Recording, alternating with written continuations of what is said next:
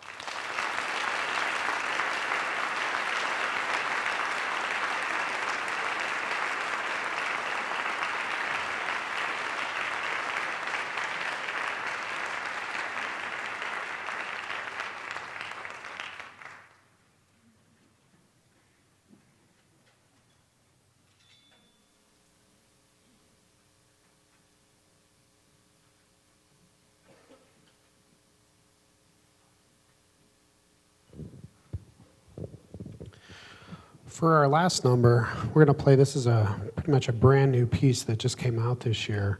Darren Mitchell's the composer. It is called The Old Pirate's Tale. It's a programmatic work, meaning it kind of tells a series of stories, kind of told from a pirate's point of view, and it's definitely pirate music.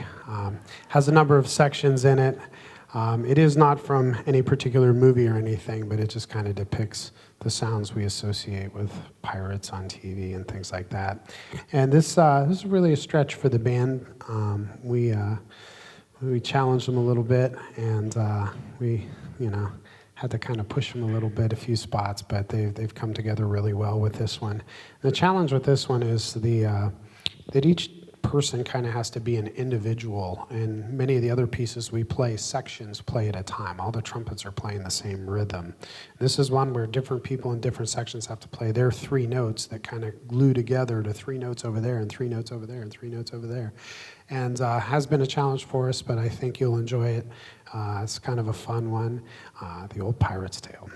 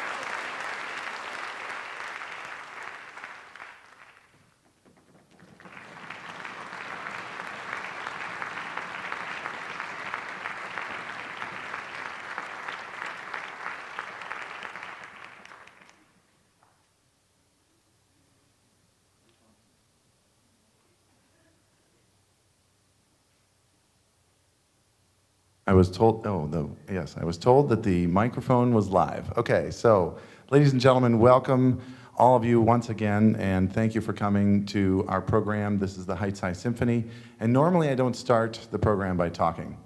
But since we are starting with a senior solo, I have to.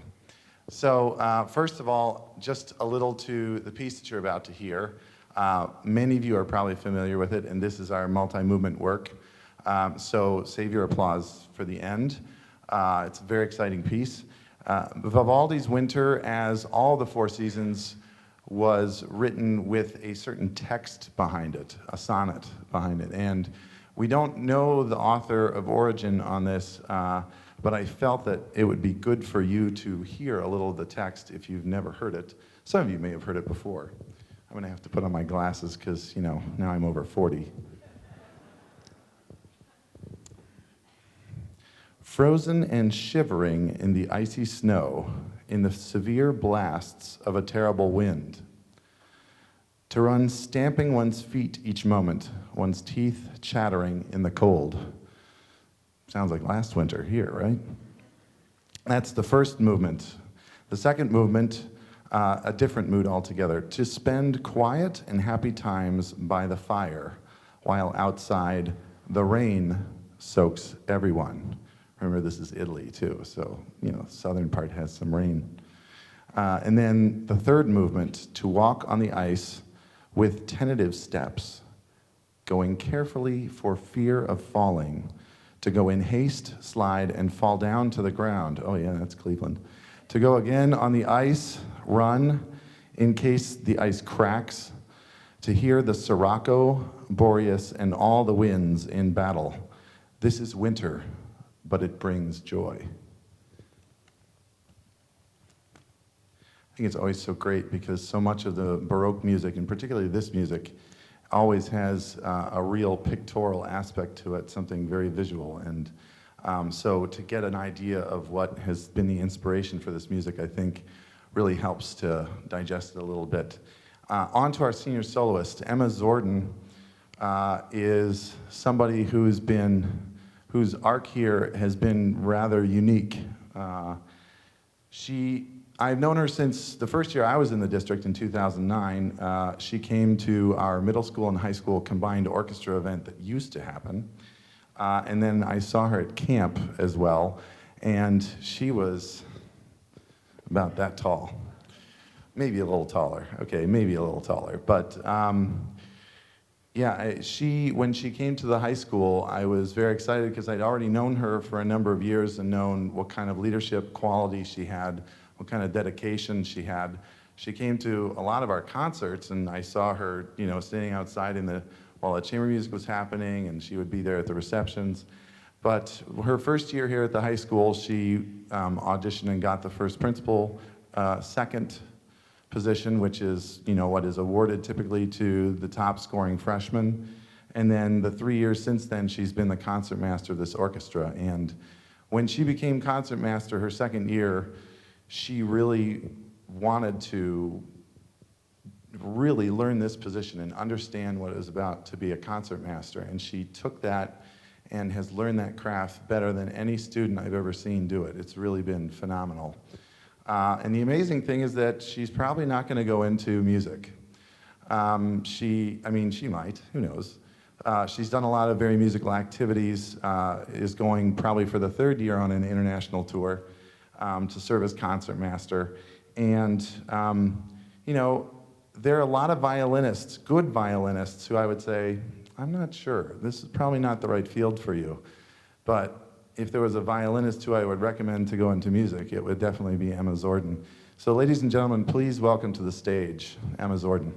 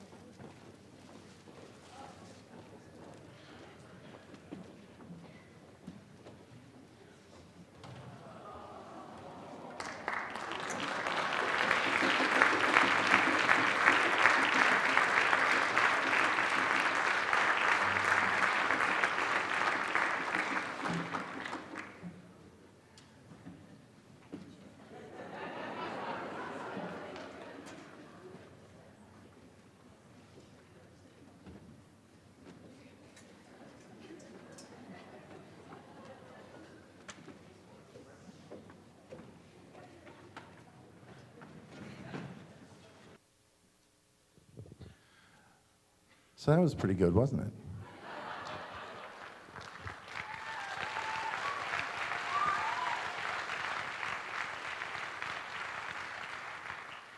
I have to say, not only did Emma do an amazing job performing that piece, but also the orchestra did a great job accompanying.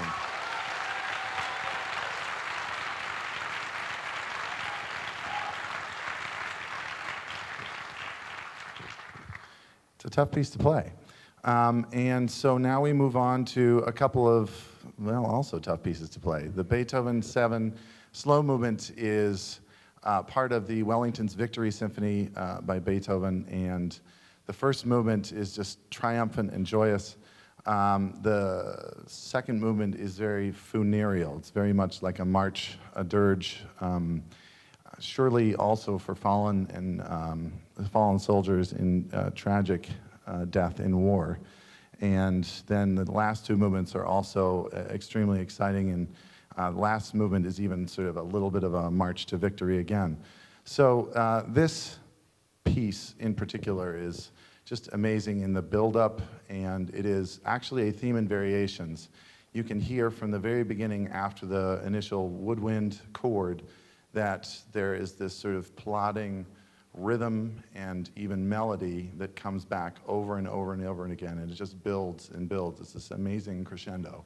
So I hope you really enjoy. This is one of my favorite pieces of all time, the slow movement of Beethoven's 7th Symphony.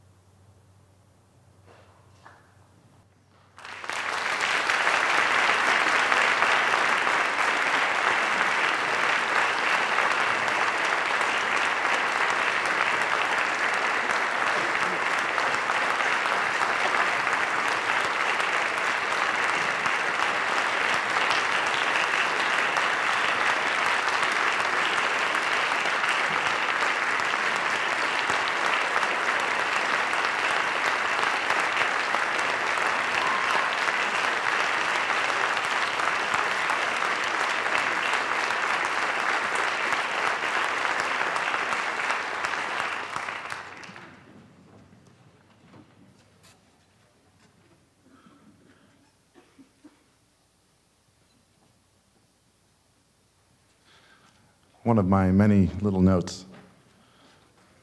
I used to have a history teacher in high school, my AP US history teacher, actually, and he always had this habit. A friend of my very best friend in high school reminded me how he always had this way of coming into class and reaching out of some pocket and just picking out some piece of paper. It looked like it had coffee stains and probably lived for 100 years already. And he would just bring out the most interesting factoid about what happened that day in history, in American history, and I just thought he was such a great teacher. Anyway, random anecdote with pieces of paper. So, on to our next piece, the Dvorak that we're about to play.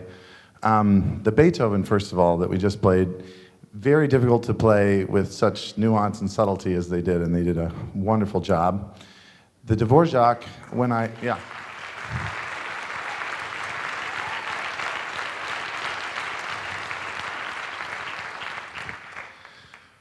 I'm going to be honest with you, Stu Ferris, who's sitting out here and helps me with everything, when I told him we were going to do this piece, he said, "You must be insane." I think I still am. So anyway. This is a wonderful piece of music, also one of my all-time favorites.